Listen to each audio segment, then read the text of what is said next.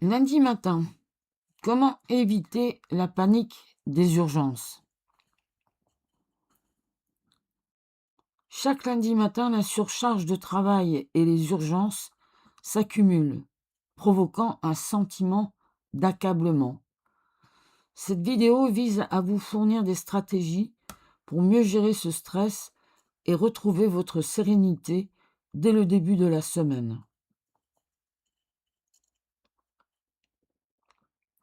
La surcharge au travail, un phénomène courant.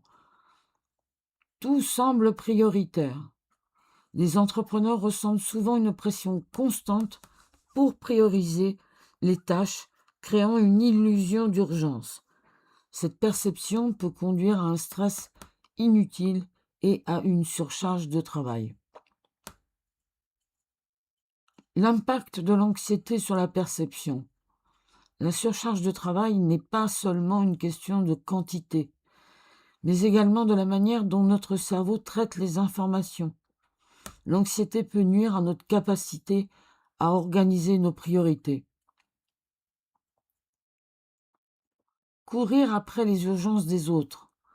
Cette situation peut mener à une dynamique où l'on court après les urgences des autres, négligeant ainsi nos propres objectifs et priorités, ce qui entraîne une fatigue mentale significative.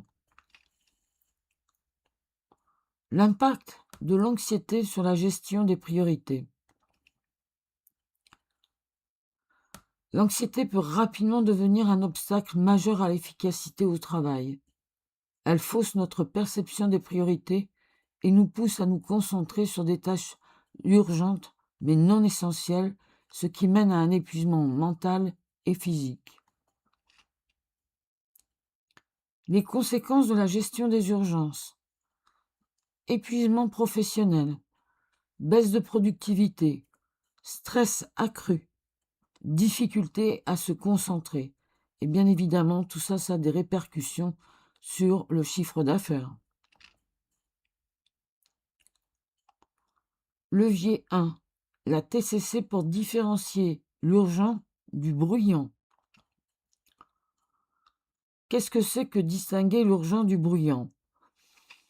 La TCC offre des outils pour distinguer des tâches urgentes de celles qui sont simplement bruyantes ou distrayantes.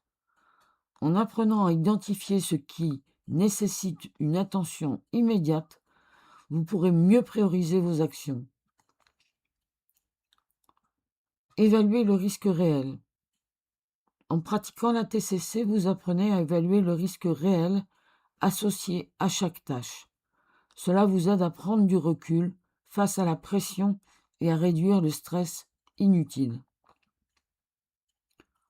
Sortir de la panique constante.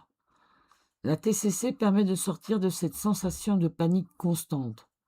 En apprenant à gérer vos pensées et votre stress, vous devenez plus résilient face aux urgences du quotidien. Levier 2. L'hypnose pour instaurer le calme intérieur.